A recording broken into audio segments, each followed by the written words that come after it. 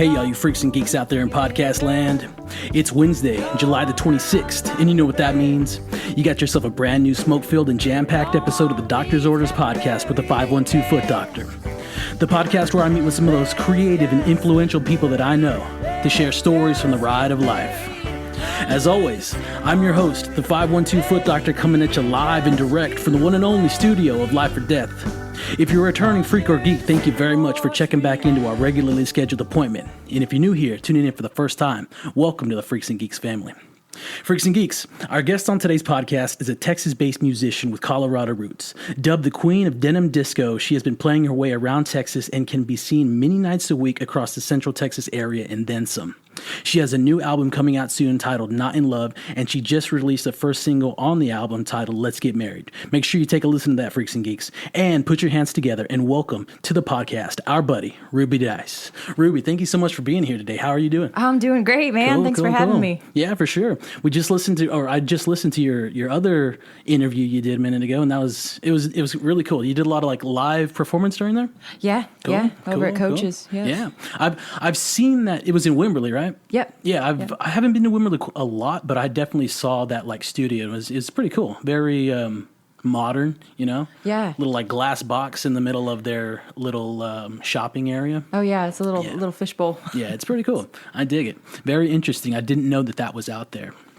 Yeah, that black glass box is pretty new. I think just the last few years. It's like right by Jacob's, or is it Jacob's Well? Is that what it's called? Or Big Blue Hole? I think it's called Blue Hole. Oh gosh, I think I'm that's not sure. the little water feature that they have there. Yeah. It might be Jacob's Well. I'm not. Jacob's Well. Yes. Is that what okay. it is? Yeah, I've actually been there. Man, I've heard that that place you can't swim in it anymore. I don't think so. It's kind of turning into something similar to like Hamilton Pool. Yeah. And that's kind of, I don't know. It sucks. I never got to experience Hamilton Pool, which is an amazing, like, you can go out there, but there's so many restrictions on it. I think it's just gonna, I don't know, hope it might fade away, but who knows. So first little section on this podcast, the show is called the Doctor's Orders Podcast, and it's big on shoes, big on footwear, and just an appreciation for that. I got a pair of pink boxes right here. If you want to know about this, I'll tell you about this. I'm kind of pinked out today because of the whole Barbie release. I'm not going to go watch the film. I'm not big on the film whatsoever. Never owned a Barbie, but it's really there's a lot of hype behind it, you know? Yeah. So, I haven't seen it yet, but I might have to watch it just because of the hype. Yeah, there's a lot of hype. They said they used there was a shortage on that pink paint that they used, so because they were using so much of it. Holy cow! It's like a global shortage of it. So they were using a whole lot. And I'm sure every little girl wants their room painted in that color now because of the movie. Yeah, definitely. What you got on feet today? You know what? I just have some cheapo Blowfish. It's all right. Yeah. So it's comfortable? That's what you dig on? My slip-on summer shoes. Yeah, that's cool. You're big into like boots, right? You have I have a boot sponsorship. Okay, what's up with that? So it's Bed Stew. It's they're awesome vegan leather boots. Okay. I think it's made out of like cactus or something like that. But they look like genuine leather. Yeah, they're awesome boots. Are those the Chelsea cut that you get down with? Is that what they call those? Kind of like Beetle boots? Yeah. I've got a couple pairs of those. I have a couple pair of like, kind of like rock and roll Western looking heels. Mm-hmm. I don't wear those a ton on stage for longer gigs. Those are shorter gig boots. For sure. I like those boots on that SRV. Those are so fucking sick with the little tassels in the back. Oh, yeah. Mad crazy.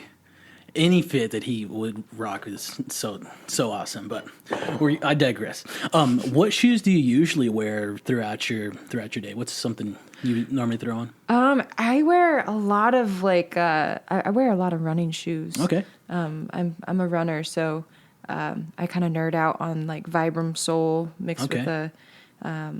What's your go-to brand on the runners? You know, my last pair that I really liked was a Vibram mixed with what was the other? Not a Mammoth. Is Vibram a brand, or is that just the outsole like? So Vibram is a brand. Okay. So originally they came out with the 5-finger toe. Yeah. Okay. Now I know it's like a little monkey foot. Yeah. So they've co-branded with other running shoes where it's like a closed toe. So Okay.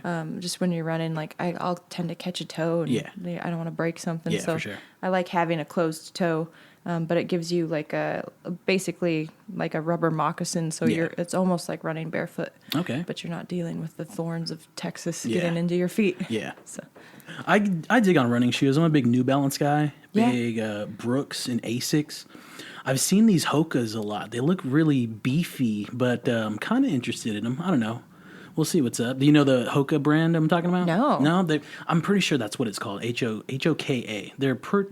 They're fairly new, but they're very big, very popular in the running community. cool. So Hoka, take a look I'm at gonna have those. to look at that. Yeah, I like Brooks too, but Brooks, they're all good. Yeah. I don't like. I'm a big Nike supporter and like enthusiast. I don't like the main how would I say this? The major shoe companies, be it Nike, Reebok, when it comes to performance stuff. Yeah. I'm not down with it. I feel like New Balance and like those other brands I just stated, they're in for the run. Terrible pun, but they're in for like the long haul. They're Yeah. going to last quite a long time. And I don't get that with a lot of the Nike products. I think the last Nike running shoe I had was probably like '09, and it was a pair of Huarache Freeze. Yeah, They were yeah. really good, but I think I tried to get another pair of some sort of Nikes after that, and it just wasn't comfortable whatsoever. Yeah, and for me, it's wearing something like a Nike. I haven't been able to find the like minimalist shoe in a Nike, so I just feel like I'm wearing a ski boot and I'm Yeah. trying to run. Yeah. And then, I don't know. I feel like you're paying for the name Mm-hmm. more so than anything with Nikes. I think those the Free was, it was a sole that was like cut, kind of waffle cut, and I'll use the word break apart, but you could flex it and they were all like independent little cells. Because they do have like a waffle bottom. That's Yeah. not really what I'm talking about. This was all just like little individual sole cells in there, and they were really good. Ooh, interesting. Yeah. Okay. But I don't think they make that technology anymore. That's kind of that's the downside of it. Like they got away from that. Yeah. Yeah, weird. Do you have a favorite shoe brand? Oh man. Gosh. Not really. Like I'm not super particular. I'm more about the look of it Yeah. and the comfort level. Like especially on stage, I don't want to be thinking about how bad Yeah. my feet hurt in the Yeah. middle of a gig. Like For sure. there's enough to concentrate on. Mm-hmm. But yeah, as far as like affordable boots go, I do enjoy the Lucky brand. Okay. They have some really cool looking stuff, and Yeah. and you can get most of it for under $100, which Yeah. is great for a boot. Yeah. Yeah, that's a pretty cool brand that I tend to go towards. They still have a store in Barton Creek? I'm not sure. I think they used to. If it's this, is it the same as the Jean Company? Or is it different? Because there's Lucky Jeans, right? Like Lucky Denim or something like Lucky that. Denim. I'm not sure. I would have to look that Yeah, up. I don't know. I'm not sure. Do you have a favorite shoe store? Not necessarily brand, just store altogether. I'm the worst for just being an internet shopper. Oh, yeah? And if I do go out to a store, a lot of times it's a thrift store. Yeah, So I gotcha. Yeah. For shoes, Allen Boots is pretty hard to beat though. The Congress spot? Yeah. Yeah. Yeah. I think I've been in there a couple of times. Have you gone to Tacovas? I haven't been in there yet. No. I haven't either, but I hear they're doing some good work. I've seen a couple of people wear them.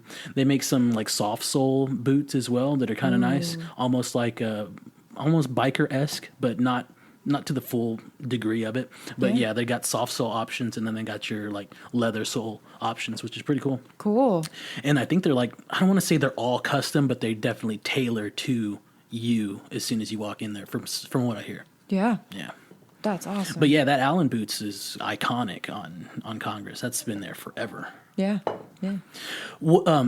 Based off shoes, do you think you can tell a lot about a person by the shoes that they wear?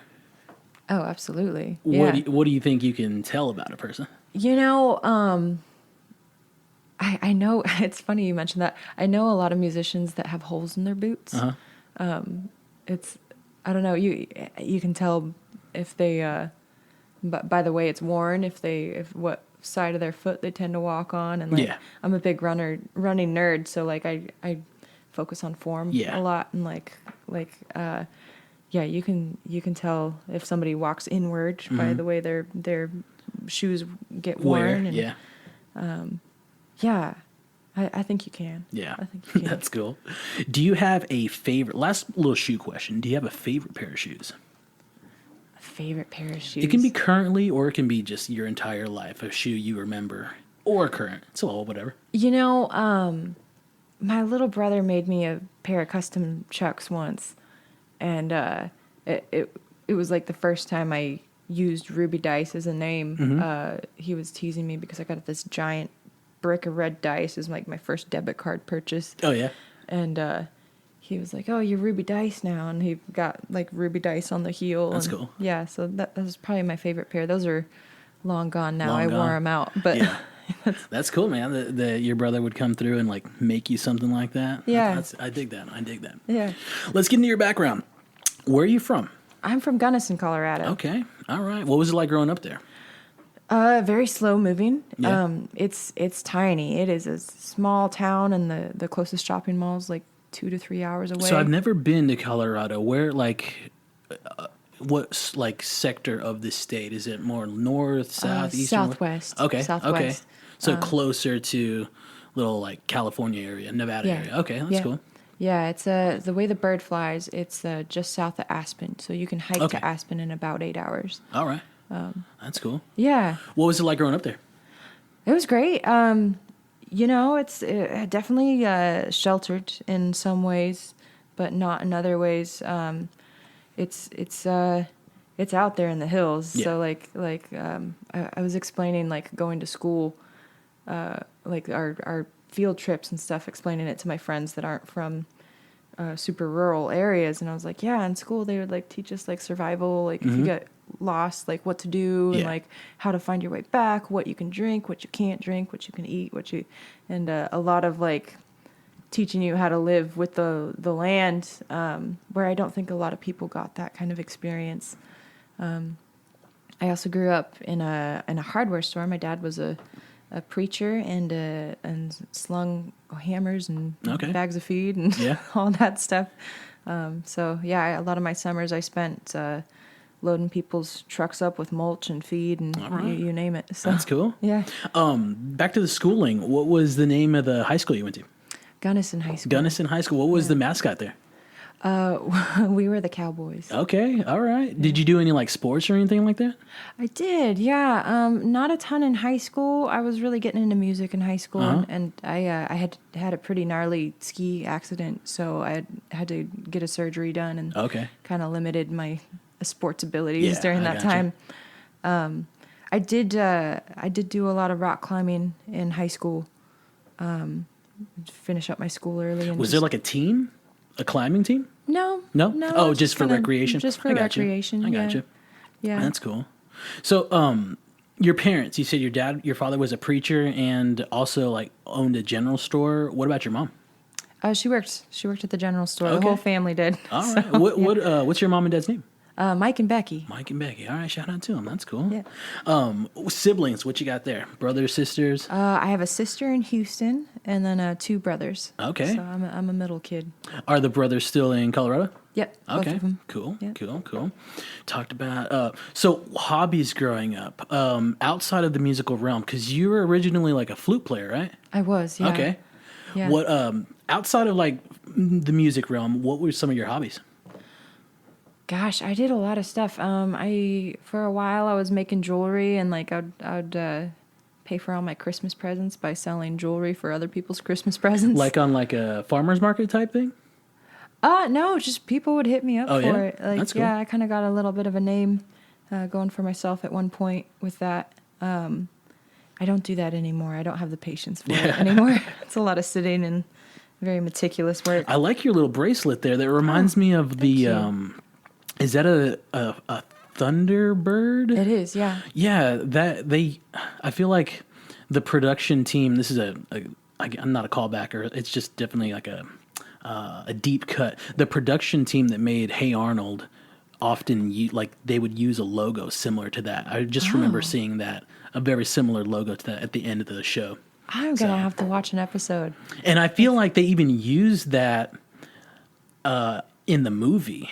At the last movie, they reference that a lot. It's like the green-eyed people or something like that, and that's like their symbol.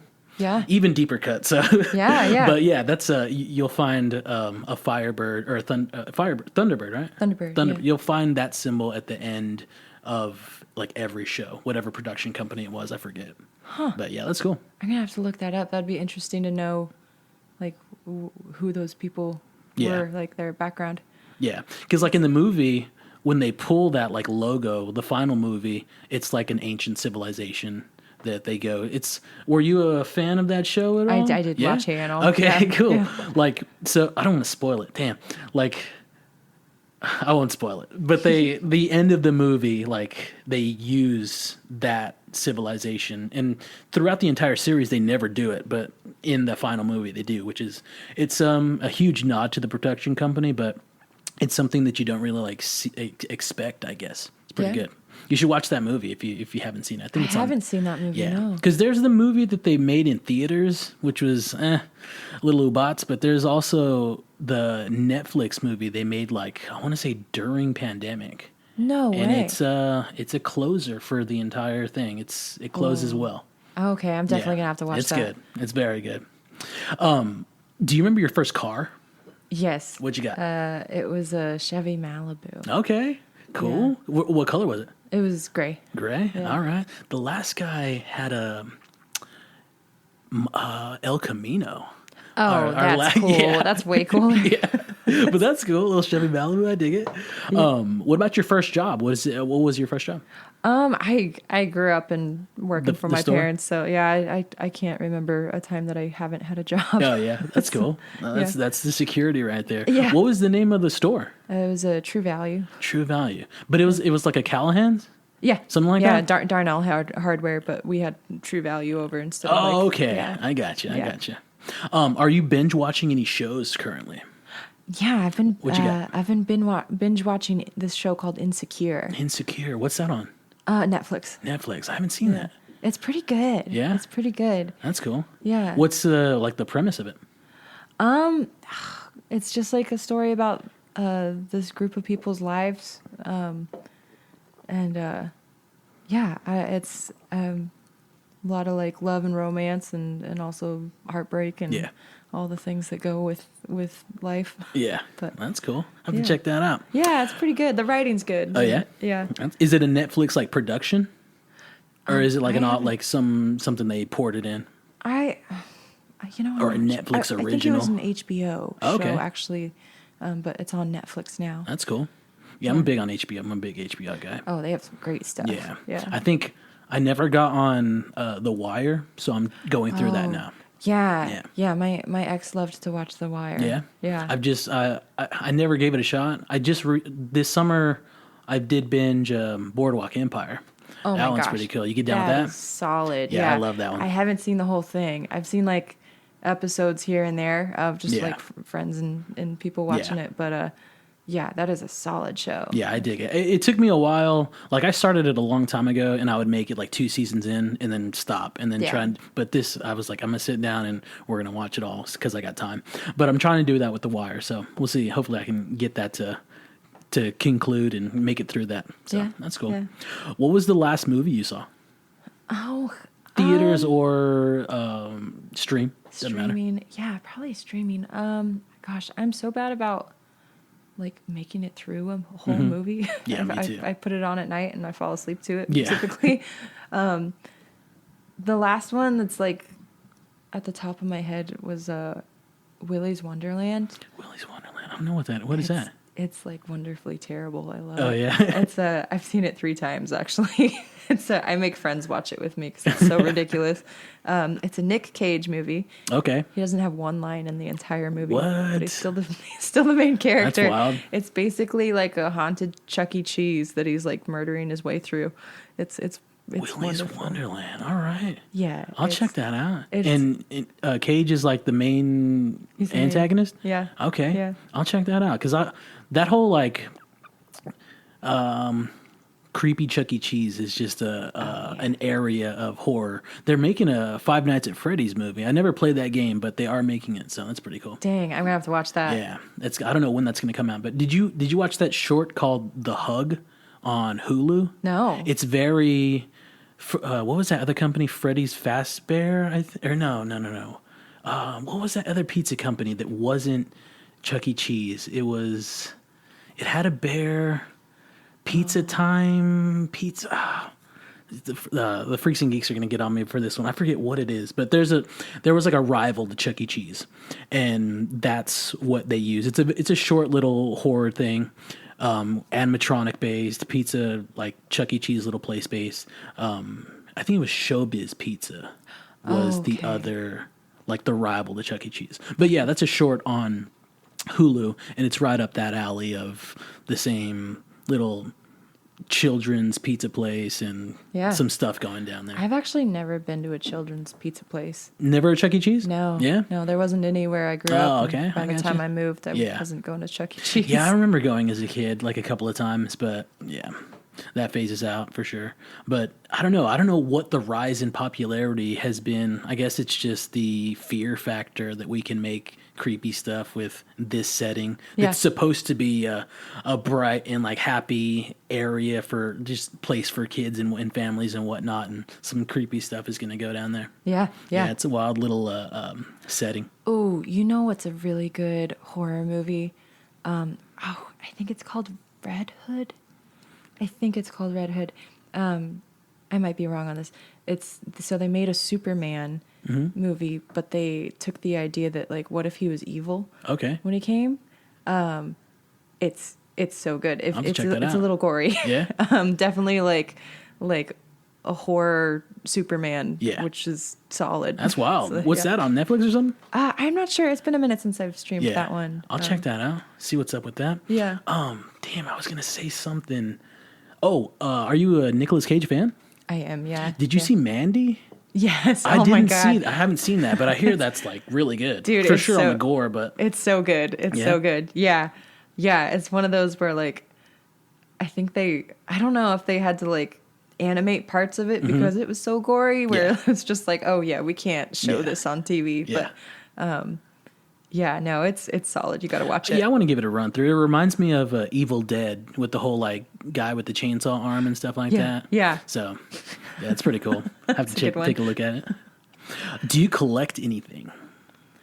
For a long I do collect dice. I've got a whole bunch of cool vintage dice at my house. I collect disco balls as well. Yeah. So that's cool. Kind of those two things. What else do I collect?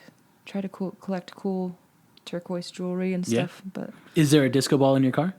Not in my car currently. No. Okay. I should though. I have a smaller one. I could just hang it from the window. Yeah. The mirror. Yeah, that's what's up. Some little collections. All right. Do you have a favorite restaurant? It could be back in Colorado. Could be here as well. Definitely not in Colorado. Okay. The food there is nothing to brag about. Yeah. It's the one thing New Mexico has Colorado beat on is good food. Yeah. Let me see. Let me think here. There's a lot of really good restaurants in Austin.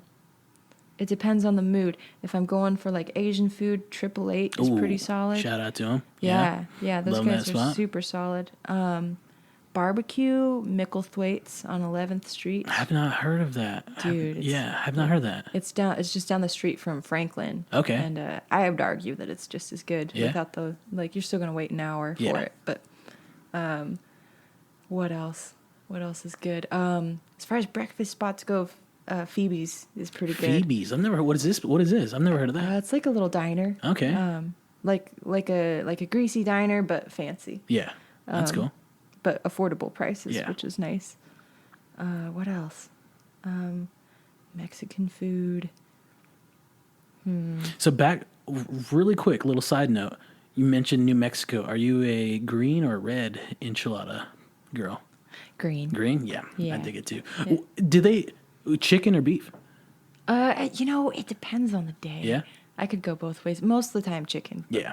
No, I dig a good verde enchilada for sure with chicken. Love it. So We were talking about like where you live at.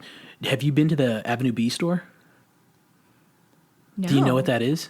No. So there's this place is old as shit. It's on Avenue B, closer. I don't know what it's. I would say it's closer. Do you know where that Walgreens is in that Hyde Park area? Yeah. It's like right near that Walgreens, and it's a really old little.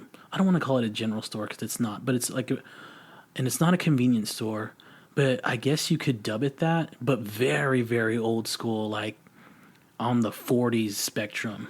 Nice. Yeah, and you walk in there, they got the old coolers, they'll make you a sandwich in the back, and check that out. It's a very nostalgic place to hit up. If you might be in walking distance, and if you are, like, hit that spot up, get a little something, sandwich, and just the vibes in there are really cool. Very old spot. Avenue B Grocery. Okay. Oh, it was a grocery store, but it's very, very small. I would say, I don't know, you can fit it in here for sure. Wow. Yeah, Okay. I'm it's a definitely going to have to small check that out. Yeah, Avenue B Grocery. Avenue B. I'll check that out today, actually. What's the weirdest thing you got in your fridge right now? Spicy kimchi. Okay. All right. Did you make it or did you like go out and get it? I went out and got that Oh, one. got it? Yeah. Cool. Yeah. I still haven't I used to make my own kombucha. I haven't made kimchi yet. Have you tried, what's the kombucha? It starts with a K. It's an Austin brand company. I think is it Cosmic? Oh, yeah. I do like that brand. Yeah, their green one is so good because a lot of them can be heavy on like acidity and the vinegar, but I think what is it called? Groovy Green, I think. Dang. That one's so good, so good. Yeah. I dig it a lot. Really get down on that one. But that's cool. Making kombucha for yourself. Yeah. It was an interesting, like, my mom started doing it, and I was like, I could do that because it's kind of expensive to buy, and like, dude, it's dirt cheap to make. Yeah. You just have to be like, takes like 2 weeks, so you have to be a Yeah. little patient. But yeah, I made some pretty good batches. My first batch, I let it ferment a little too long, and it exploded. Oh, yeah. Like, I made blueberry something or other, and it, like, I was scraping blueberry chunks off my ceiling for a while. Yeah. But yeah, it's a pretty cool thing to make and pretty easy. Yeah, that's cool. There's one of the major brands that makes a watermelon one. Oh yeah. Yeah, and I like that one. I think it's like the only watermelon one on the market. I'll say that loosely, but like if you go to HEB and you hit the little kombucha section, that's like the only watermelon one they have. It's really good. Yeah. I dig those. All right, little closer on the general introductions. What's one thing the Freaks and Geeks would be surprised to know about you? Oh gosh.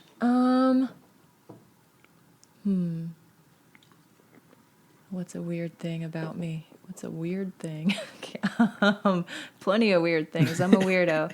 I just recently discovered I can hang upside down by my feet. So that's cool. That's cool. That's recent discovery. Recent discovery. I was like watching all these rock climber videos, and I was like, I bet I could do that. And I tried it, and I was like, oh, sweet. What do you like? Is it hoist yourself up? What do you like position? There you go. What do you position yourself on? Just kind of like a pull-up bar or something? Yeah, well, I have a pull-up bar. I haven't done it because it's like just hanging from it. It's one of those like you put it in the door.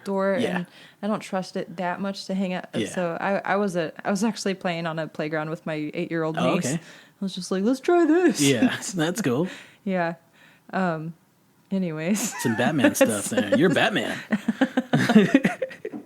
All right, so this is kind of new, doing these like mid-show plugs, but let's do it now, not at the end. We'll do it at the end too, but plug yourself, plug the social, upcoming dates, plug anything, plug the record, and then we're going to talk a little music after this, but take it away. Yeah, so I have an upcoming record. It's going to be released September 29th, and I'm also doing a show with Natalie Price, who's also releasing her record. So it's going to be a Dyson Price show at the 04 Center, September 29th. Where's that at, the 04? Because I heard y'all talking about that, but where's I've never heard about that. It's on Lamar. Okay. Yeah.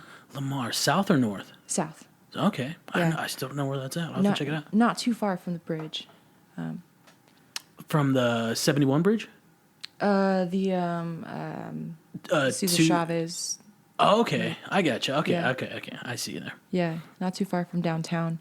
Yeah, it's awesome. There's parking. I'm gonna have this guy called the Light Alchemist doing a whole light show along. That's cool. Sorry, You good? doing a whole light show production along with it, so it's gonna be visually pretty awesome to watch as well.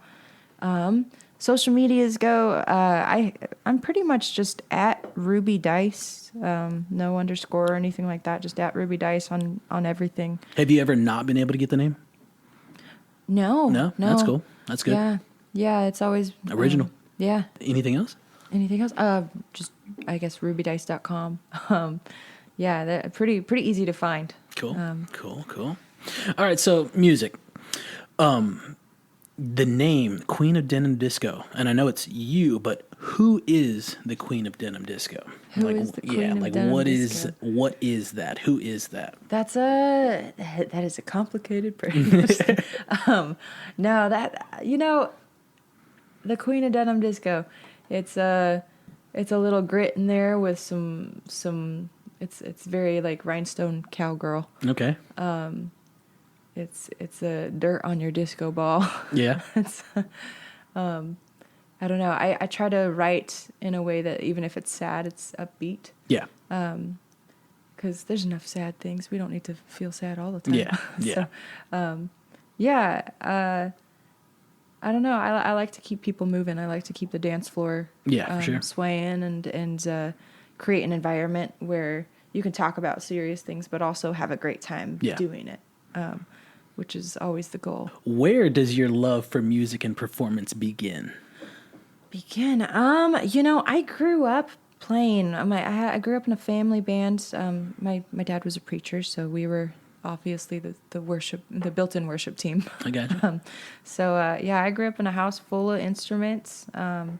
Pretty much had everything from a piano to a mandolin to like woodwinds. We had my older brother played drums and sax, and then my older sister played clarinet, and everybody played guitar, and so we kind of just played musical chairs with instruments. You'd get together with the family and start passing instruments around and see what stuck to somebody. Cool. Yeah, I dig that. Yeah. Your siblings, were they in the band in high school as well? Like the big school band? Like marching band? Yeah. We did marching band and... Were y'all ever in the same band at the same time? My older brother and my older sister were. Oh, okay. There was a 4-year gap between my older brother and I, so he got you. graduated before I would have. I was kind of grateful that he wasn't my senior when I was a freshman. But my older two siblings were. That's cool. Yeah. Cool. What was the first concert you went to?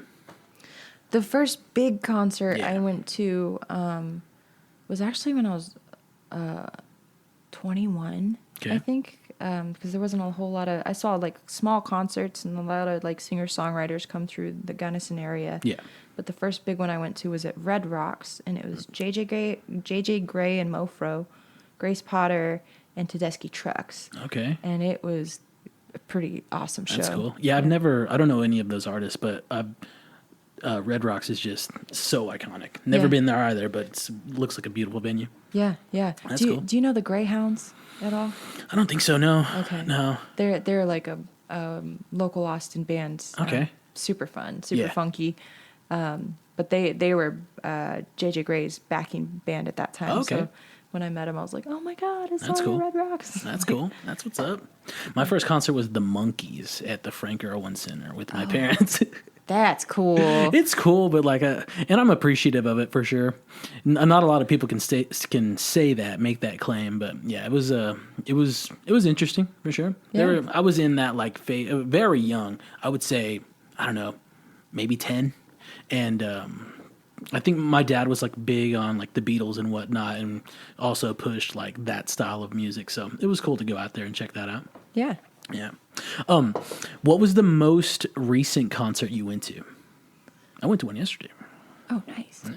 The most recent, God, I go to a lot of concerts these days. I think the last one I saw on a smaller level was David Jimenez. Okay. And his band's called The Last Jimenez, and that was at the gallery upstairs at Continental Club. Okay, that's cool. Yeah, that's cool vibes in there. Yeah. It's a great little like sweaty. I've never been upstairs. I've been downstairs, but not upstairs. Yeah, it's a good sweaty little dance floor. Yeah. Yeah, the last big one I went to. I need to go. It's been a minute since I've been to like a big Like show. like an arena show? Yeah. I think the last big one was at the Moody, but I was playing that one. And it was like a whole bunch of bands. It was some Black Fret thing. The new joint or the ACL? The new joint. Okay, Yeah. that's cool. I haven't been there yet, but that's cool. You've Yeah. played in there already? Yeah. That's yeah. sick. I dig that. Yeah. That's really cool. Yeah, it's cool. Yeah, I saw. Do you know who A Giant Dog is? I don't think so. They're like an Austin punk band. Okay. And I saw them. They played at Hotel Vegas yesterday. I'd never been, so it was cool to go. And they got a new album coming out soon, but they did all acoustic, just the album. The album's not acoustic, but they played through their entire album. It's pretty cool. Yeah. I dig them.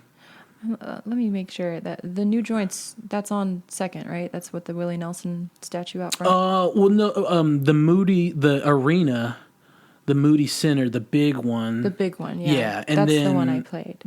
I think ACL Live at the Moody Theater or something like that. I think their main spot is called the Moody Theater or something. They have some association with Moody at ACL Live. Okay. Yeah, one of their Okay. rooms is called the Moody Theater. Yeah, I think so. I get so confused. Yeah, because there's the Moody Amphitheater, which is the new like park one in the medical district. There's the Okay. Moody Center. Is that what the arena's called? Yeah. I And think then so. there's the Moody Theater, ACL Live at the Moody Theater. Yeah. Okay, so Yeah. I played the Moody Center. Okay, that's cool. Yeah, they just got bought out by the Ryman. Really? Yeah. That's wild. What is that? It's a Nashville company. Brand? Yeah, Oh, okay. Yeah. Okay, interesting. Wow. Let's see. What musicians or bands are on your like concert bucket list? Ooh, Bruce Springsteen. All right. For sure. I want to go see the boss. That's cool. Yeah, he's on there. Who else is on there? There's a lot of folks. I finally got to see Nora Jones. That was pretty cool. Cool. She was definitely on my list. Little UNT alum. Shout out to him. Oh yeah. Yeah, that's cool. Where'd you see her at? Stubbs. Wow. Outside. Yeah. Nice. Yeah. Nice. That's what's up. Yeah. Anybody Yeah. else? God, there's a whole list of people. Yeah, I'm trying to think off the top of my head who'd be like the top one. You know what? I'd love to see Lady Gaga. I think that would be pretty cool. I saw her. You open the floodgate. There's Pandora's box. I saw her at Dallas last August. Yeah, at the Texas Rangers, the Globe Life Field. Yeah. Yeah, it was really good. Yeah, I bet. Dug it a lot. That's a high budget show. Yeah. That's pretty cool. Yeah, and I always said like, if she's gonna come around, I gotta go. Yeah. And I think I did that one solo too. It was just like go in, come out. It was really, really fun. Yeah. The stage was amazing. Whole thing was just really good. She's got like her piano setup is very themed to her, but it's mobile. So it moves, there's like a row of the stage in the center and it just moves out into the center of the, I think it moves past the pit. Yeah. Moved past the pit into like general seating and then came back. Is she playing it? Whoa, Yeah. that's cool. It looks like a bug. Like her costume for the Chromatica ball was very like, it looked like a bug and alien too. But the whole Yeah. piano looked similar to it as well. Neat. It was really cool. And I think she closed with the one for Maverick. Damn, what's it called? Her latest, damn. Do you know the for the Top Gun movie, the track she did for that one? I haven't seen the new Top Gun yet. Yeah. Neither have I. I'm not that much of a fan. But for that track, I forget what the fuck it's called. Hold on, everything. Man, I don't remember. That sucks. I can't remember that. But that song that she made for the soundtrack was what she closed with. Yeah. Which was fairly new at the time. Yeah. Yeah. But yeah, definitely check that out. I'll go again. I dug that entire set. It was really cool. Cool. Do you have who are some of your favorite local artists? I think you mentioned Alejandro already, but aside from that, what else you got? Yeah, I mean, David Jimenez for Oh sure. yeah, sorry, that's the name I was looking for. No, you're good. Gosh, there's a lot of really great artists, and the Greyhounds Okay. have always been like a band I've looked up to.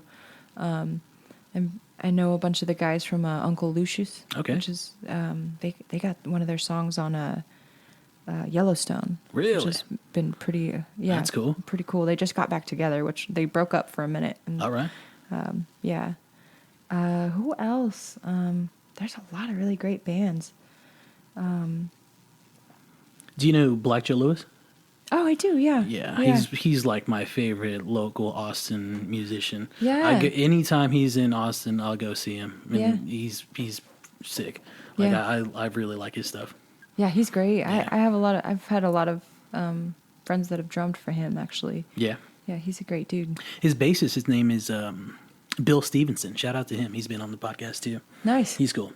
Nice. He's got little side projects and whatnot, but yeah, that whole like little outfit, the little, they're 3-piece now. They used to be a lot bigger, but yeah, no, everything he does is I dig it a lot. Really sick. Yeah. Very, I don't want to say intimate, but he really he can while out for sure. Yeah. And sound good at the same time. Yeah. Yeah. So this full length album, it's your first full length album. You dropped the date on it. That's cool. In September. What was it like creating that, being that entire creation process, putting that out? How's that been for you? You know, creating it was kind of nuts. It was my first time going into the studio with a big budget. I raised $23,000 for it, and I got Gordy Quist to produce it.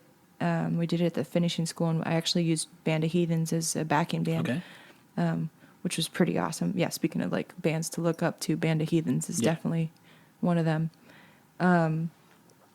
The whole recording process was pretty painless. Like because you've done it before, right? I mean, like for yourself, for myself. Yeah, I've kind of always like self-produced. Minus like I did have a Trube from Greyhounds produce Denim Disco. Okay. This was the first one where I was really just like, all right, here's a bunch of songs, and I had Gordy pick out the ones he liked the best. I think I sent him like 22 or something like that, and he picked out 10, and we just kind of like I was pretty like rehearsed on them, so got most of them in like 3 to 4 takes at the most. That's cool. That's good. Yeah. I played bass on it. I didn't use Jay on there, who plays bass for the Band of Heathens. Yeah. It was pretty seamless. Putting it out has been kind of weird because during that time, I didn't intend to write a breakup album, but it kind of turned out to be that way. So my guitar player, who still plays guitar for me, and I kind of moved our relationship into a friendship throughout this whole thing. So like it's I'm glad that there's been months in between to put the album out and figure out how I'm gonna talk about it. Yeah. And so that's been a whole thing to itself. It's been weirder to put it out than to make it. I gotcha. But yeah, no, it's been good. I think there's a lot of good stuff that like hopefully a lot of people can relate to in there. We'll see. Yeah, it's a definite banger. It's very. I can hear the canvas, if that makes any sense. I can hear the like audible art from track 1 to track 2, like the story of it. It's pretty cool. Yeah, I like it a lot. It's definitely a story album, which is wasn't intended to be that way, but it kind of just happened. Yeah. So you mentioned breakup album. What are some of your favorite breakup albums? I might. You mind if I like share mine? Go for it. That one right there is my. Oddly enough, it's Rolling Stone Sticky Fingers. I hear that as a breakup album for sure. Yeah. There's components in there. That one, Bob Dylan, Blood on the Tracks, so breakup album for me. And Oddly enough, this one, the Chromatica, the Lady Gaga album. Yeah. I hear that one is too. Wow. For myself. I haven't listened to her latest album. There's some jams. Check out that 911. That one's that'll get you moving. Okay. Good. I like it. Yeah, I've got a good 40, 50-minute drive back to Austin, so that'll be a good. Yeah, that one's really good. Did you get on Joanne? That album? Yeah, I did. That was a good one. I thought you would. I thought that was right up your alley for sure. But Yeah. that one's a really good body of work. Yeah. Gosh, I'm trying to think what the name of this album was. Grace Potter, right when she broke up with the Nocturnals, she was with her drummer at the time and wasn't with her drummer. So her first album that she put out, I definitely took as what is the name of that? Midnight. There we go. I see you there. Yeah, that one was I definitely had that album on repeat for a while. That's a good one. Also, Norah Jones' The Fall. Okay. The Fall, and she had another one. There's two that she had. Hold on. I'm so bad at about. I like have the song names memorized. Yeah. And all the lyrics memorized? And all the lyrics memorized. I will remember lyrics to the day I die. But Little Broken Hearts. Okay. That's a great breakup album. Another musician she was with her bass player for like 6 or 7 years. So, yeah, dating band members can get a little sticky. Yeah, it's that company ink pen, you know. Yeah. It's a thin line, but it's part of life, you know. It's what it is. So I noticed that Can't Behave didn't make the cut for the album. Why not? I think that song was a standalone song. Okay. Yeah, it didn't really content-wise line up with the rest of the album. Yeah, I can see that. That was definitely a tribute to women's rights in Texas when they outlawed abortion. I came home and wrote that, and I was just like, oh man, this is definitely a step backwards. Very much so. Medically speaking alone, it creates a whole lot of issues that they didn't think about and weren't ready for. Never a good thing when they're not concerned with that. Yeah, they're not concerned with it. That's not the future's not their problem. Yeah, it is, but it's not. I suppose it's our generation's problem. Yeah. Yeah, but that's what that song was about, and I tried to write that in a fun, upbeat way, but also maybe giving a little bit of a finger to the Texas people in charge. Definitely, all of them, or a majority of them. Yeah, there's some good ones. Yeah, there's a couple of good ones, but that main guy is not. The main, he's not, in my opinion. Yeah, he's on a beach somewhere. So. Yeah. I don't know about that. I can't. Well, it's not a political podcast. So. All right. So, tell me about your bass and what makes your bass special to you. Is that a Fender or not? So I have a couple basses. I do have a Fender Mustang, which is pretty cool. It's I think the 2019 model. So it has the P bass and jazz bass pickups in it. Okay. But also a little selector switch on there and volume and tone. So it's really simple. It's also short scale. All right. So I really dig my short scale basses. Yeah. I can get spastic on stage, and a long bass neck can take out mic stands. Yeah. Gives me a little more room to play around, and it's lighter a lot of times. So you play a lot of gigs and your shoulder tends to. I've had a lot of musician friends as they get older blow their shoulders out. Yeah, for sure. That rotator cuff goes just with posture, even good posture. Yeah. I find it's it's really a toll on the shoulders. Yeah. Got to take care of them for sure. Yeah. Because that pain is not fun at all. Oh no, I hang a lot and do a lot of pull-ups. It's trying to grow old in a healthy way. Yeah.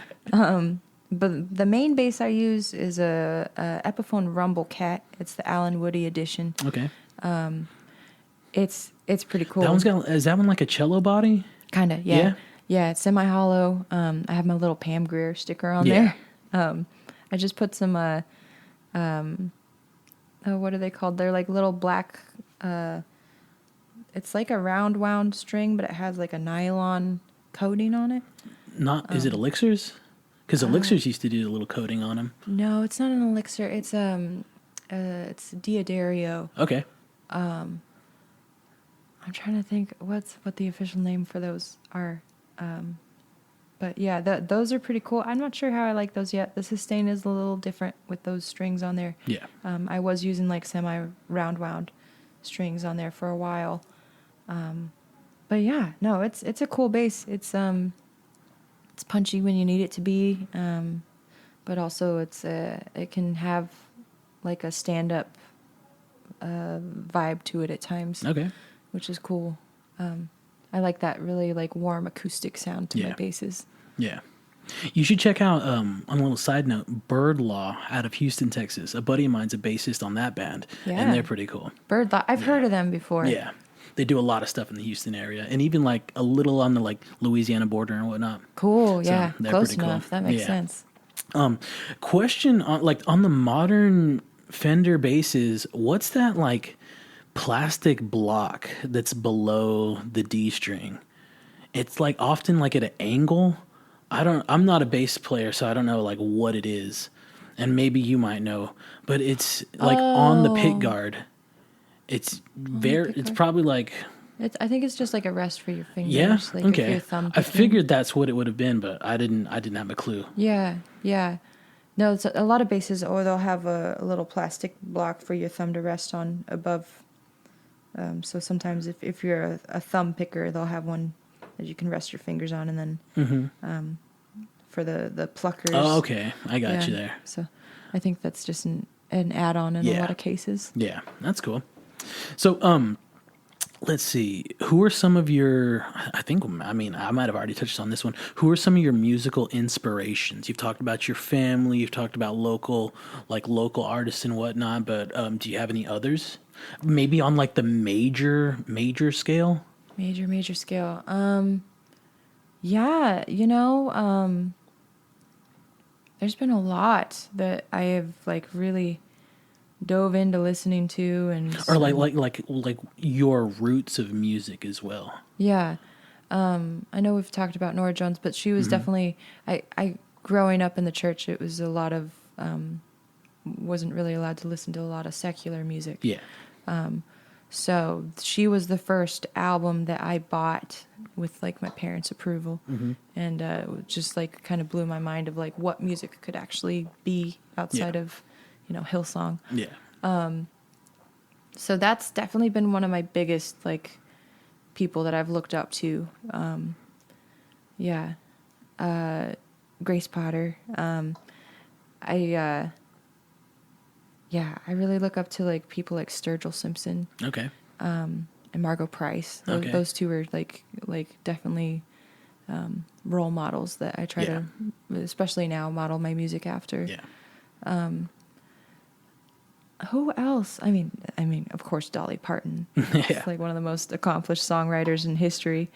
Yeah, there's a lot of people that I've kind of like looked up to throughout the years. But. Do you know Jacko Pastorius? Oh, the bass player? Yeah. He was so cool. He's so good. He was so good. He's so good. Yeah, he like hurts my brain a little bit. He's so good. Yeah.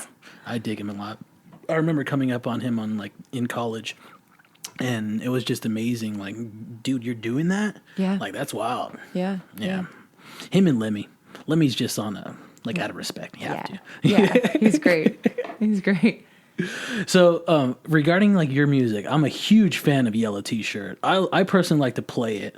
Even like sometimes when I go see you, I'll request it. And thank you for playing that one for sure.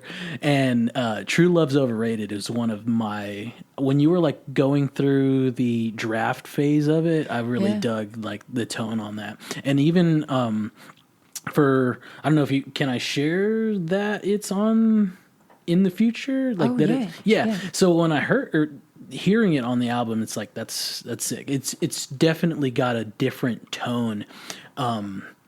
there's like keys on that one, right? Yeah. Some Yeah. keys. That entire album has a lot of Dylan vibes for me. A lot of Highway 61 revisited vibes too. Cool. The slide guitar as well, the keys on it, just some of the chord structures you use and the keys as well. Just I get a lot of Dylan vibes from it. Thank you. Yeah, but those two songs in particular, Yellow T-Shirt is sick, and True Love's a Red is really, I dig it a lot. Thanks, man. I enjoy playing that Yellow T-Shirt. It's pretty cool. Thank you. Yeah. What were some of the inspirations for those songs? Yellow T-Shirt. Because that's an old one, right? That one's one of your early ones? That's one of my early ones. Yeah. That one, my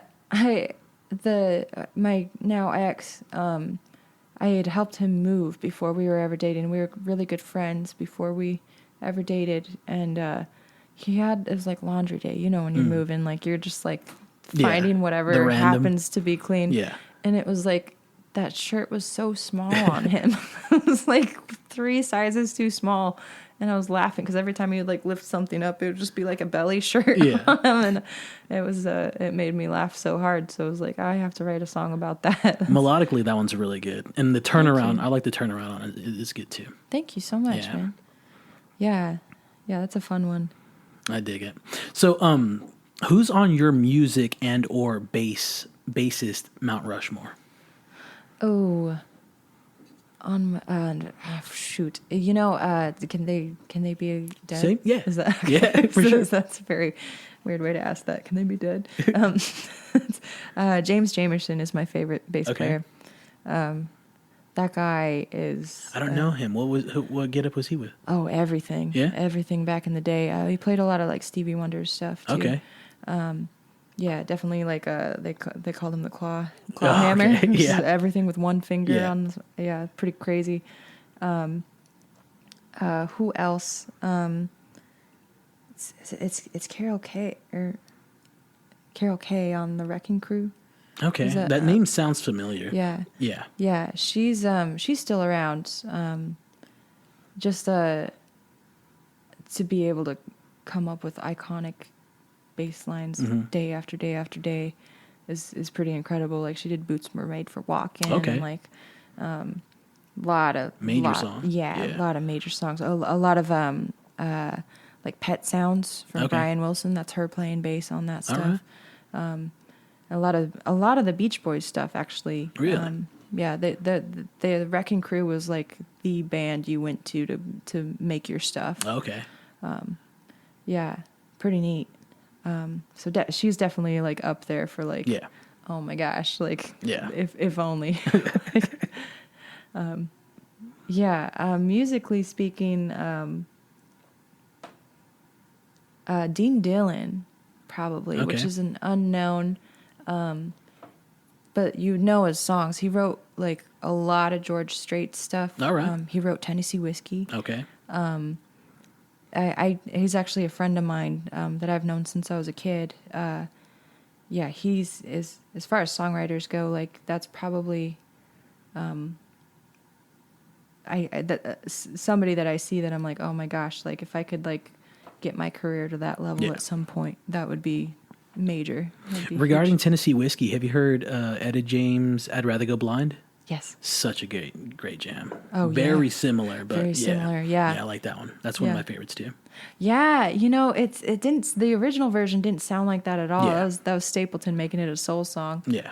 Yeah, it was definitely a country song. I'll have to check it out. Yeah. I'll have to so he's on it's not a Stapleton original? No. Okay, I'll have to check that out. Yeah, that's Dean That's Dillon. cool. I forget the other name of the guy that wrote it. I think it was a Texas writer. Because Dean's from Nashville. Or not from Nashville. He's from a small town in Tennessee, but Nashville-based now for his craft. He lives in Gunnison most of the time. So. That's what's up. Anybody else? There's tons. Yeah. There's tons. Yeah. But yeah, definitely those are definitely the main ones. Cool. I'll have to take a look at some of those and hit that Tennessee Whiskey OG cut. Yeah. So, do you remember the first song that you wrote that you considered presentable for yourself? Actually, yeah. It's on this album, Whiskey and Gin. Oh, okay. Yeah, that's an old deep cut too. Yeah, that was on my demo 8 years ago or something like that. And I kind of just like threw it in the mix. That's like, cool. oh, I whatever. dig that. I haven't really like recorded this in a nice setting. Yeah. And Gordy liked that one, so we made it to the album. That's probably like a very strong song for you then, right? Since it's almost like blindfold. You could do a blindfolding. Oh yeah. Yeah, that's good. That's cool. Yeah. I dig that. Little homage. I get down with that. Do you have a favorite bass line from a song? I don't know if you've ever heard it. Hopefully. I love the bass line from Miss You by the Stones. Oh, it's so good. And it's so disco-y too. Yeah. I dig that. That's a great one. What do you have a favorite? Can you think of a favorite bass line that is just so iconic for you? Memorable? Oh, God. They're not like I'm trying to think in Living Long Like This, Waylon Jennings, the way the bass player does that like country disco ding, ding, ding, it's like just octaves. It's not like anything you'd hear and be like, oh, that's that song. But I tend to use that a lot just to really elevate and lift the sound. Yeah. But as far as like an iconic bass line that you would hear, very superstitious. That one's probably like, and that's, I would assume that's most people's go-to when they think of like an iconic bass line. Yeah. Again, James Jamerson. So, yeah. The Chameleon bass line, Herbie Hancock's Chameleon. Yeah. So good. That is a good one. I love that one. That entire track is really good. I've been able to see his band play one of those ACL live, the PBS ones. Oh, cool. With the skyline in the back. Yeah. Yeah, that was so cool. That's awesome. Yeah, I think they played that. I'm almost positive they did. Yeah. But yeah, that was a very good experience. But that's cool. Little bass lines for you. Damn, I wanted to bring up one. Oh, what's your take on like when the Rolling Stones do country? Have you ever dabbled into that? They do a hell of a job. They do it really good. They really do.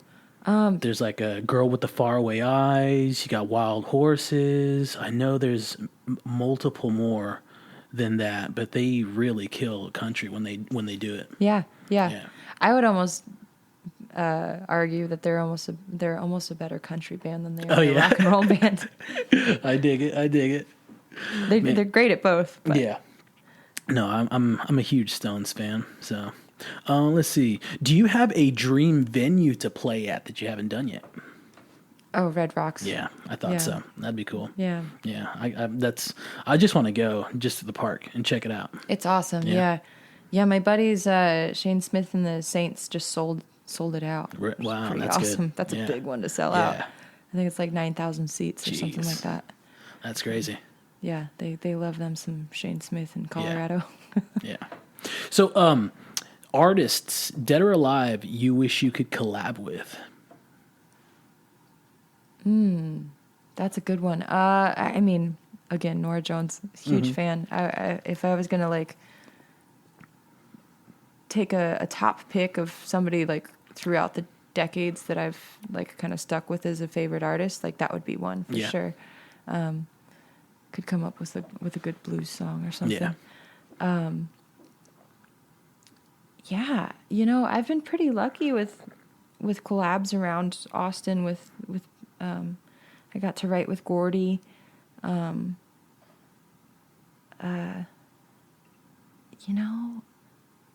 would be fun to write with. That would be a fun one. Yeah. That's cool. Yeah. Very nice. I get down on that. So, how do you do this? Like, this is the final little music question. How do you do what you do? As a living?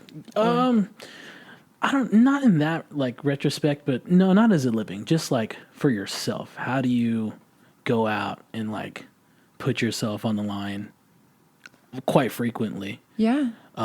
As a musician, as an artist, how do you do that? I've done it so much throughout for a while I was playing like probably like 6 to 9 gigs a week. For more than a couple years, like the better part of a decade, and then kind of stopped doing that Yeah. to myself after the pandemic hit. I was It's tough on the body. yeah, and tough on the mental. More quality over quantity. Yeah. These days. Yeah. How do I do it? It's been a minute since I've been nervous about a show. I don't really get nervous these days. Even big shows, like the big shows are actually easier, I feel like, than the more intimate setting. Yeah. Because the intimate setting, you can really see how things are affecting people. Where if it's a big show, like it's harder to focus in on one person. Yeah, it's I don't know. It feels pretty natural these days. It's not it's just part of me and something I do, I guess. Yeah, you've been doing it a lot. Yeah. And like often, the amount of like posts I see you do, maybe on like maybe a month basis, you're always somewhere in the area. Yeah. So yeah. that's cool. And I still play bass for a lot of other people. Yeah. When on my off nights. So like, Yeah. I probably post like maybe a quarter of what I play still. So like last Saturday I had 3 gigs. So, yeah, I don't know. It's it's my job. So Yeah. it's That's cool. Yeah. That's it. Hats off to you on that. That's a badass job. I dig it. Let's talk comedy really quick. Okay. So, recently you've been doing a few like music and comedy gigs. How's that been? And like, why'd you decide to take that on? I saw the comedy scene kind of popping up, and I've always loved comedy. And I saw this girl, Christina Mariani. I saw a video of her first performance, and I was like, I want to work with this girl. She's hilarious. She's a stand-up? Yeah, she is. Just a natural out the gate. Like her first time on stage, it was just like, oh my gosh, this person's like awkward in all the best ways that make it hilarious and also natural on stage. Yeah. And I was like, all right, that's kind of like what inspired the idea to start working with comedians. Yeah. Because it used to be that being a comedian or being a musician at a comic show was tough. It's like you can be over there performing, but we're at the bar getting our stuff. So when as a comic, we're at the bar while you're doing your comic set. And then once the band goes on, this is kind of like in a vice versa because you like MC a lot of stuff, right? Yeah. And you'll play through that as well? Yeah. Most of the time, the host comedian will MC. Okay. And I'll just play songs in between. Yeah, I wouldn't say I'm a great MCer, to be honest. Like I kind of leave that to the people that are quick and witty on their feet. I've heard just horror stories of like comedians performing during intermissions for bands, because that used to be kind of, I don't want to say a popular thing, but it used to be a thing that would occur a lot. Yeah. And like I was mentioning, that's the time that a lot of people are just going to go get the beer, go to the bathroom, do what they need, and like you're just trying to do your material to the back of the room or to that one person. So that's definitely difficult. Yeah. Dude, I do not envy comedians. Like, it's hard. That looks like such a hard job. Like the ones that have gotten good at it, it's like, that they just spent hours on stages where they didn't do great. Yeah. Yeah. It's just like, yeah, I do not envy that job. Like, that is a hard job. It takes, I don't want to say it takes less time, but you don't have to do it as long. Like in comparison to a musician, like typical set might be 60 minutes. Whereas like on the pro level for a comic, that special might be around 60, but on a good night, 15-minute set is almost, I don't want to say ideal, but a good amount of time to just hit 15. But you do cut your teeth a lot and stuff like that. I'm no comic per se, but I've definitely seen people come up and had a lot of interest in the craft of like doing jokes and the storytelling aspect of it and just doing it successfully. It doesn't look easy. No. Yeah. Well, and especially like in music, I feel like you can really like, if you're having a bad day, you can put that into the performance in a way. Where like comedy, like you kind of have to be in the like, oh, I'm about to tell a funny joke. Yeah. Like I just, my dog just died and I Yeah. can't cancel this show. Yeah. Like, but I've got to come and talk about something that I've been talking about. Like that is an art form. Yeah. That's crazy. Yeah, it's one of my favorites. I've never attempted it. I don't think I will, but yeah, I like it a lot. Yeah. Yeah. So you were the first, I believe you were the first musician to open up at the Sunset Strip Comedy Club. Is that correct? Oh, at the new location. Yeah. I think you were the first person, the musician there. Yeah. How was that? It was awesome. Well, did you go through, because that's Red Band's club, did you like have any interactions with him on that? No, I worked with Anthony. Oh, okay. Yeah, he's also a co-owner. Okay. In it. Kind of like seems to be the manager of the club all together. Yeah, he's a real sweet guy. His I want to say I met him through playing at the Sagebrush. All right. I am not sure actually where I've known him for a while, but yeah. Yeah. Yeah, he's kind of one of those contacts. He's been a fan of the band for a while, so he just kind of hit me up. That's cool. I'm free. Hell yeah.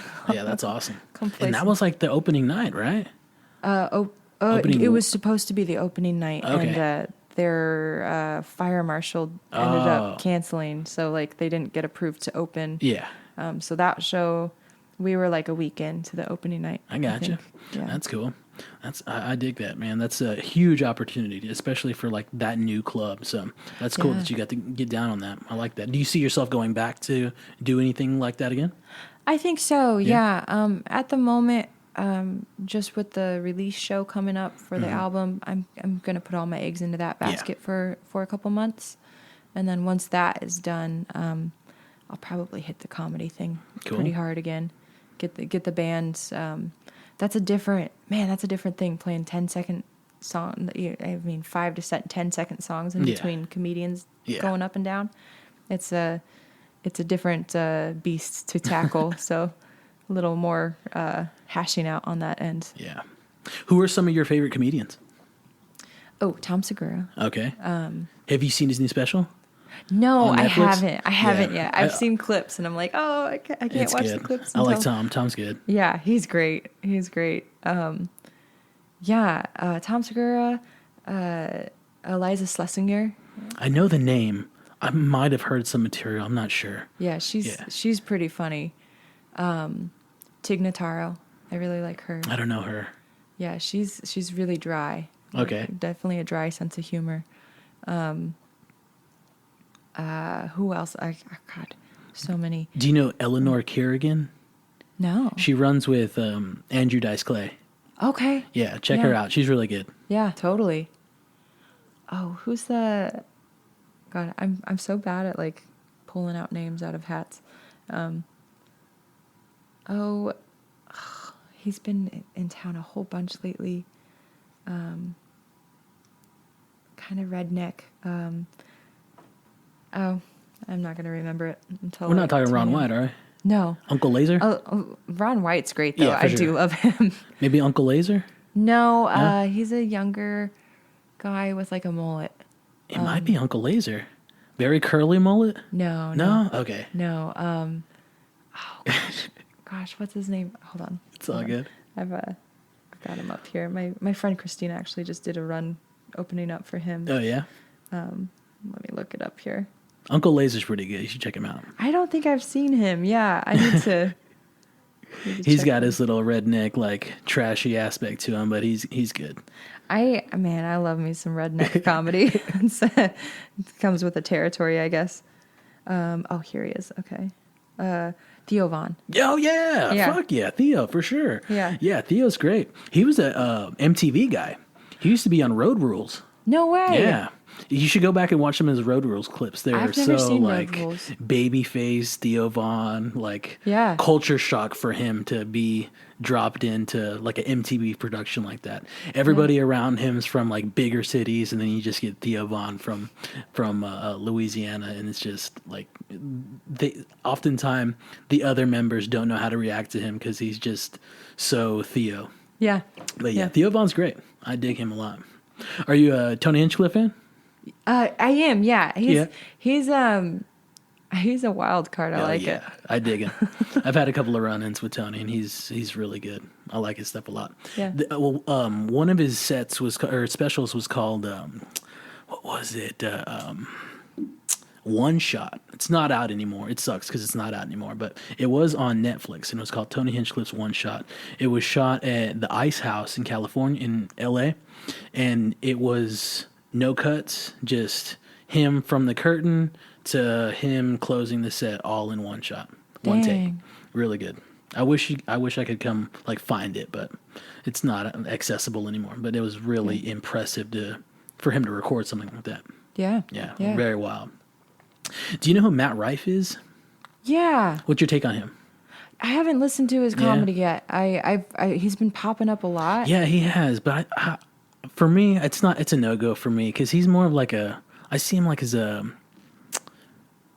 TikTok comic. Yeah. Okay. Yeah, I don't see a lot of material from him. Matt Rife, is he the really young, good-looking? Mm-hmm. Okay, I've seen him on TikTok. Yeah. That's why I know who he is. I was like, I haven't seen him in person. He does a lot of crowd work. I feel like it's almost all crowd work from what I've seen. Yeah. Which is, that's kind of cool to be that quick on your feet. But, yeah, I want to hear material. I'm a guy that likes material. Yeah. I want to hear some stuff. Do you know Brian Holtzman? No. He's in that Hinchcliffe band of heathens, I guess. He's really funny. Yeah. He's an older comedian. He came from the whole LA wave as well. But Brian Holtzman. He's got a special on YouTube as well. It's really good. Really funny stuff. So check out that stuff. Brian Holtzman. What was the last special you watched? Oh, I think you know what it was what was the name of the special? It was Mark Maron. Mark Maron. Okay. I didn't see that one. Yeah, I think it's a little older. It's been a minute since I've watched a full special. I've been watching a lot of TikTok clips, but it's been a minute since I've actually sat down to watch a whole. I think I'm thinking of he wears glasses, right? Yeah. Yeah. And he's got he's got a podcast, I believe, too. He was in so he was in Glow. Did you watch that? I did. Yeah, that's a good series. It was great. I really dug that. Yeah, he's been acting a lot. Yeah. It's pretty awesome. Glow was a big I really grew up on wrestling, but that was a kid looking, oh, those are professional athletes, and those are actors, dude. Yeah. But those are actors doing a kick-ass job, and to see the perspective of Glow, and then to do a little bit more in research into how that affected or how that was played out in WCW and WWF and stuff like that. It's just amazing that those performers they're going to learn that entire dance or performance and then bring it home. It's wild.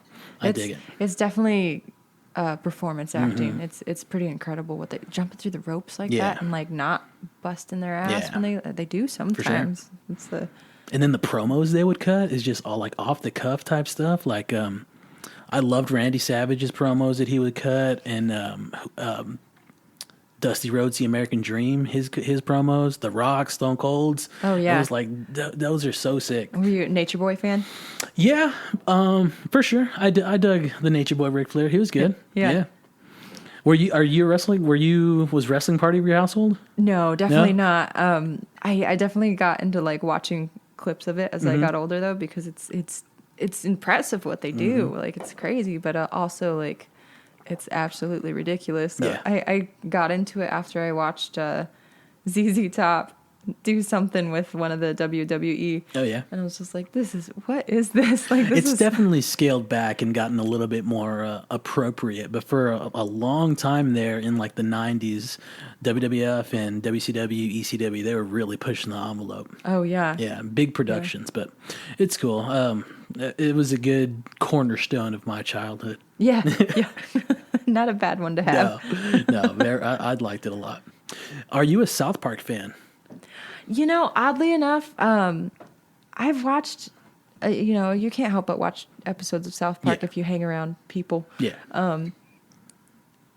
Some episodes are funny. Some I'm just kind of I don't know. Yeah. I don't know. It's hit or miss for me. I think I just asked because it's a Colorado-based story. I think that's one of the reasons why it's hit or miss, because yeah. everybody assumes if you're from a small Western Slope town, it's like South Park. And Yeah. I'm like, oh God, like no, like, Yeah. it's pretty chill.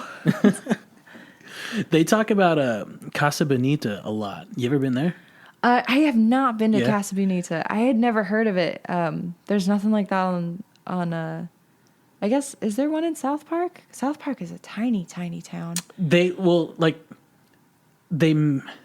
is one just because the creators like this place so much. Yeah, they bought the. Yeah, they bought it. Yeah. My sister-in-law was telling me about that last time because they finally went, and Yeah, she was like, "Oh that's my cool. gosh, it's awesome!" Yeah. Like, yeah, she was like, "The food is okay, Colorado food, but Yeah. like, it's definitely like that is one thing that state is lacking is really good food." Really? Yeah, That's wild. it's like it's just a bunch of white people that are really into fitness, so Yeah. it's like. And no good food? Yeah, there. I mean, if you want to spend a lot of money, I'm sure you could find. But like, Is there like a chain there that you're fond of or anything like that? there's like Chipotle. Not like a straight out Colorado chain. That almost like a. It's not a good analogy, I guess, but like almost like an HEB here in Texas, but not a grocery store, but just like something. Yeah, like a Colorado chain. There. What is it? Smash Burger. Okay. I'm pretty sure that's a Colorado, and that's pretty decent burgers. Yeah. There's a lot of cows in Colorado, so Yeah. our beef is okay. That's cool. Yeah. No, not like a. That's the only one I can think of off the top of my head. Although I kind of grew up in an area where there's not A lot of stuff going There's on. not a lot of stuff Yeah. going on. So. Has it grown any at all? No. No? No. Wow. No, actually, they finally opened up another bar again because the pandemic killed. There was only 3 bars, and then the pandemic. Bar 1, bar 2, and bar 3? Bar 1, bar 2, and bar 3. Yeah, you can hit all of them. They're all within 5 minutes of each other. The Alamo was the last place standing that made it through the pandemic, and then there was a Timbers and the Last Chance, and all of them were cowboy bars. But yeah, they finally opened up the Last Chance again. Okay. Which is When was the last time you've been back there? Not this last January. The January before, so 2 Januaries ago. I went back home for a month. My parents were closing their store down, so Yeah, I remember seeing them at that. I was lifting a bunch of heavy stuff Yeah. for a month. Yeah. Got my boot camp going. Do you have, so back to bucket lists. We talked about like venues. We talked about, I think just venues, I think. Who is on your bucket list for comedians that you want to see? Ooh, I've seen Tom Segura. Cool. That's cool. I would like to see Mark Maron in person. Yeah.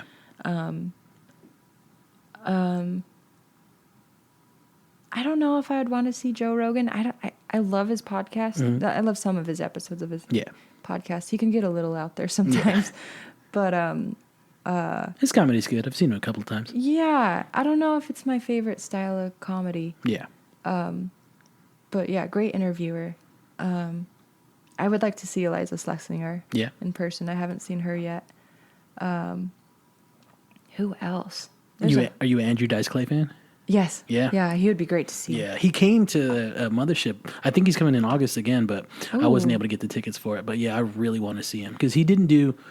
He would never come to the Austin area. He would do Dallas, and that's about it. Yeah. Yeah. Yeah. It's crazy. Like, so I used to play Dirty Six a lot when I first got to town, kind of where I cut my teeth in town. And it was all music. Every single bar was music from noon till 2 a.m., with the exception of like the shop bars. But those were like farther and fewer between. And throughout the years, I watched all the music bars disappear, and all of them became shop bars after a minute. And now I'm watching it go more like every bar, almost every bar down there now has open mic comedy. Yeah, it's wild. It's I mean, so I saw cool. that wave occur too. Because prior to pandemic, they had Esther's Folly and whatnot, but that was more like improv. More, Yeah. improv and like like almost musical Yeah. skits and stuff. The main club in town was Cap City Comedy out on 183. Yeah. And like that closed, did reopen at a different location in the Domain and whatnot, but that was the main club where the non-arena acts would go there. Yeah. So it was wild to see all of that. And I mean, Mothership as well set up base on 6th Street. Yeah. But they knew what they were doing, and I definitely think they had a plan, executed it, and obviously it's working out for them. Dude, it's awesome seeing some money go back into that street too, because I was a property manager down there for a minute for apartments above those bars. Yeah. Which I do not recommend living in. Your apartment will shake all night and Yeah. all day. But I was like I knew a lot of the owners of those buildings, and like those guys certainly weren't going to invest money into those buildings. Yeah. So it's really neat watching people that want to see that street do well invest in it, because it is such a historic part of the town. That's pretty awesome. I'm pretty stoked about that. Did you ever go to the Ritz to see movies and stuff? I did, yeah. I used to. Do you remember anything you saw there? I saw the Batman versus Superman movie. Okay. It was a cool theater. It was a cool theater, yeah. Do you remember the interview? That was a Seth Rogen and James Franco movie where they kind of like poked fun at North Korea, Kim Jong-un and stuff like that. Yeah. I saw that one there. And I also saw a Tarantino. Dang, I forget what Tarantino I saw there. Maybe like Hateful Eight or something. It might have been that. Yeah, it might have been Hateful Eight. That's a good one. Because I know, it's really beautiful, beautiful film. I love that one. Yeah. So it looks amazing. Yeah. But yeah, that's cool. Do you remember the first comedian you ever saw or heard?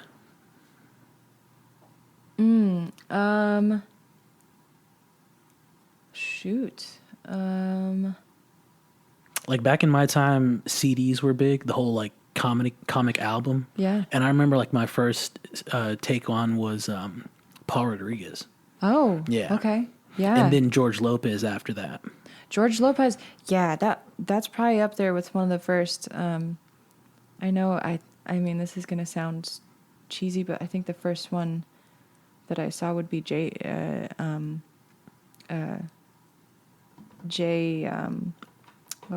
He hosted the Tonight Show. Leno. Jay Leno. Okay. Yeah. That's cool. Yeah. But I mean, that was just because he was everywhere. Yeah. Do you know Jay Okerson? No. Check Jay Okerson out. He's good. Big Jay Okerson. Really rock grungy guy. Yeah. Really cool. Do you know what, there's a musical, like, he does a music thing. Man, I forget what the name of it is. Where a comic will go up and sing a song with a band. The Goddamn Comedy Jam, I think is what it's called. Okay. Check that out. So a comic will go up, do a song, doesn't perform comedy whatsoever. And it's just musically cool. Joey Diaz did one. He did Killing in the Name of. Okay. Yeah. So that one's really cool. Right up his alley. Dude, I would love to see Joey Diaz. Yeah. Oh my God. He's cool. I've seen him a couple of times. Really, really good. Saw him at Cap City quite a few times. Yeah. Really, really cool. Just cool loaded guy. up on edibles. Yeah. He's such a great storyteller. His comic approach and what he delivers is well rounded all the way around. Yeah. Yeah, I like it a lot. Do you know who Bill Hicks is? Yeah. Bill Hicks, hero in the comedy game. Yeah. Really dig him. Absolutely. That buddy of mine in Bird Law, Douglas Hasman, you should check him out. He's a Houston comic as well. Douglas Hasman. Yeah, okay. he gets on that. He does comedy like weekly. Yeah. So really cool stuff. Do you have a favorite comedy movie? Ooh, I really liked Pineapple Express. Yeah, that was cool. That was pretty good. Superbad was great. Superbad's oh my gosh, that one's great. Gosh, there's so many good comedy movies. I mean, Bridesmaids was Okay. up there. Yeah. that was a good one. I feel like Happy Gilmore was one of my first like exposures to comedy. Yeah, Yeah. yeah. Adam Sandler. That's probably one of the first comedians I ever saw Yeah. too. I didn't like his CDs though. His like, I don't know, The stuff he would put out on Yeah. audio was odd. It was, I don't know, didn't get down with it. Out there and a little angry. Yeah. That's one way to describe it, yeah. But that's cool. All right, we're going to close it down really quick. We got a 2-minute drill. I'm going to fire off some random questions, then we'll do a closer, and then we are out of this thing. All right, Beatles or Stones? Stones. Cool. Records or CDs? Records. Okay, hot coffee or iced coffee? Oh, it depends on the day. Seinfeld or Friends? Seinfeld. Okay, all right. The Office or Always Sunny? Always Sunny. Yeah, there we go. If you had a sandwich or a pizza named after you, what would be on it? Oh, probably the Hawaiian. Okay, cool. Were movies or TV an important part of your life? Movies, yeah, absolutely. Yeah? What's like one that really stuck with you? Oh, Nomad. Nomad. I don't know that. It's like a Sundance film. It was Okay. That's a great one. Yeah, that's definitely worth looking up. I get you. Have you ever been part of a live studio audience? No. No? Like I don't know, they're filming something there. Yeah, no, Yeah. no laugh tracks for me so far. Have you ever, you're a singer. Have you ever sung karaoke though? I have, very poorly. What's your go-to karaoke song? Big wheel keep on turning. Proud Mary. Proud Yeah. Mary. I've seen John Fogerty. I saw him on Auditorium Shores, and I'm pretty sure he did that one. He watched me butcher that song once. Oh, yeah? It was embarrassing. He walked into the bar, and I was like, the first time I ever tried it, and Yeah. the guitarist didn't know it, and I was like, oh, that's John Fogerty watching me dive bomb this song so hard. Dang, that sucks. Great. Have you ever seen a ghostly apparition or a spirit? Have you ever had a spiritual encounter or seen ghostly apparition? Yeah, actually, my hometown can get a little spooky sometimes. So it's yeah, it's one of those things. I was pretty young, so it may have just been like little kid imagination. But What about a UFO? nope, No UFOs? No. You speak any other languages? nope. No? You have a go-to travel snack? Ooh, Cliff Bars. Cliff Bars. Oh, that's time right there. Cliff Bars are good. Are you reading anything lately? I've been trying to read Women Who Run with Wolves. It is a hard read. I'm not sure I'm gonna make it through it. It's an anthropologist that wrote it, and it's all about like women's culture and through anthropology, and it's I feel like I'm reading like a history book in the most boring way, but Yeah. it's, maybe get past the first half of it, and I'll see what I can. Yeah. I've tried to read Tarantula, Bob Dylan's Tarantula. It's such a difficult read. It's all poetry, but it's hard to get down. And I'm a Dylan fan. Yeah. But that one's a yeah. hard read. Hard read. Yeah. I do like Lone Star Saucers. Okay. Speaking of UFOs, I'll have to check that out. it's just it's so cool. Like there's like 1800s was when they were first like seeing these Wow. saucers Yeah. come through, and they weren't saucers. It was the way they described it. It was like fighter jet almost. But you can see like the actual quotes from people in magazines, or not magazines, but newspapers. So like the actual interviews with the people. And the quotes are hilarious. They're just like, yeah, we saw this thing, and there was these guys on there. They said they were time travelers, and like it was crazy watching the line of it go down though. Like where the stories were so similar, in a couple days span across Texas. And That's it's like, wild. wow, it's cool. That's Have you so been cool. to Marfa? I have been. Yeah. Yeah. Did you check the lights out? No. No? Not Just check yet. it out. Yeah. What I need were you to. doing out there? I was just driving through. I've been through a few yeah. times, but I'm always like, pit stop. Yeah. And moving on. I like it. I've been there a couple of times. I've been there twice. It's a hell of a drive to get out there, but it's nice to just chill and hang out. Yeah. I dig it. All right, closer. Excuse me. Where can the Freaks and Geeks find you? More plug, little social media. Plug the album again. Shout outs. Any last words for the Freaks and Geeks as well? Go for it. Oh, all right. You can find me rubydice.com or just at rubydice on pretty much everything. RUBYDICE, red dice like you roll them. I have my release show coming up for my first full-length album, which was produced by Gordy Quist and had the Band of Heathens as a backing band on that. That's going to be released at the 04 Center September 29th. Trying to think of shout outs. Oh yeah, Nat Price is going to be on that show with her full length album as well. So it's two release shows in one. Yes, Freaks and Geeks. Hope you guys are having a great day. I hope they are too. And I'll definitely put all those details in the show notes in the description as well. Awesome. Thank you. Cool. I'm going to close this thing out, but Ruby, thank you so much for being here. I loved it. I've enjoyed all of your music. Freaks and Geeks, definitely go take a listen to her music. Support. Check out the album when it drops. Check out the single now. Check out anything in her catalog. It's some really good music, really good tunes. And try and see her live whenever you can. Thank you so much. For sure. Thank you. I'm going to close it out real quick, and then we'll wrap this whole thing up. Well, Freaks and Geeks, that's all she wrote. Once again, I want to thank our guest Ruby Dice for coming in and sitting down with us, talking music, talking shop, talking life, talking comedy, talking a bunch of stuff. Hopefully you enjoyed it. Freaks and Geeks, thank you for listening again. Remember, new episodes are dropped every Wednesday at 6 a.m. Do me a favor, go to wherever you subscribe to the podcast on whichever podcast platform that you prefer, because it's on there, and make sure you like and subscribe and rate the podcast as well. And hit up that podcast hotline, drop a question or a guest request, 512-522-3814. Also, be sure to follow me on Instagram, the 512 Foot Doctor. Follow all the guests on Instagram as well. Hit them up. I do also post their links to Instagram on the show notes, so be able to check that out as well. Remember, the Doctor's Orders podcast is a Life or Death studio production. Freaks and Geeks, until next time, we'll see you on the next one. Don't be late.